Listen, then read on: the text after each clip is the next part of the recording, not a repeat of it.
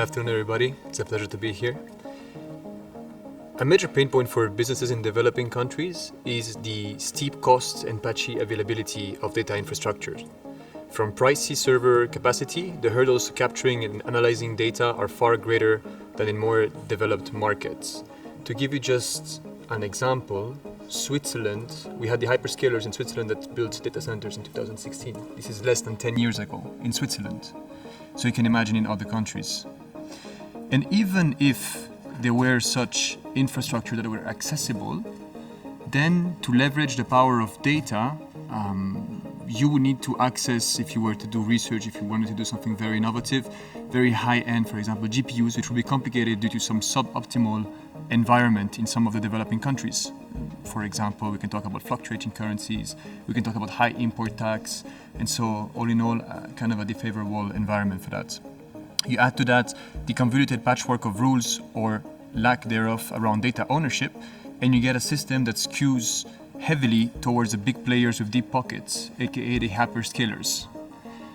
And those already govern most of this area from a data ownership perspective. And I think that one of the elements that is never really said enough is that many of the organizations sign many things around data and that they have no idea what they're signing about. And they give away those data rights without even thinking about it, because we have really a lack of data maturity in developing countries and even in developed countries. And so this being said, I think that the biggest imbalance remains still human capital. And I think there's three elements out of that within organizations that we can see. The first one is in academia. The second one is in data literacy. And the final one would be about the brains, let's say, coming back to upskill.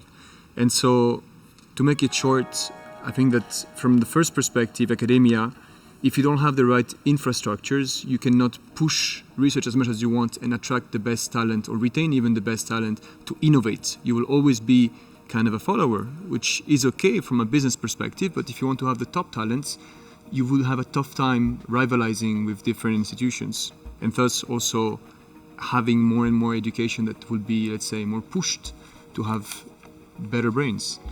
Second one, the cost of augmenting data literacy across developing countries is very high. Datafication of organizations starts with augmenting data literacy and data maturity, which is basically what is data. And you need to have highly skilled workers to be able to transmit that knowledge, which is essential, by the way, in order to have successful AI implementation. And finally, the brains coming back to upskill. So what are the incentives for them to come back? So what is the consequence of all that? Many people say data is the new oil. There is one element that is not true about that, is that while we don't have all oil, everybody has data. Everybody creates, everybody produces data. If you don't own your data today, you're set grounds to lose in the long run and not benefit from exploiting the data tomorrow. You will have a data dependency, which will result in an economical dependency and will not allow you to have a bright future when it comes to data.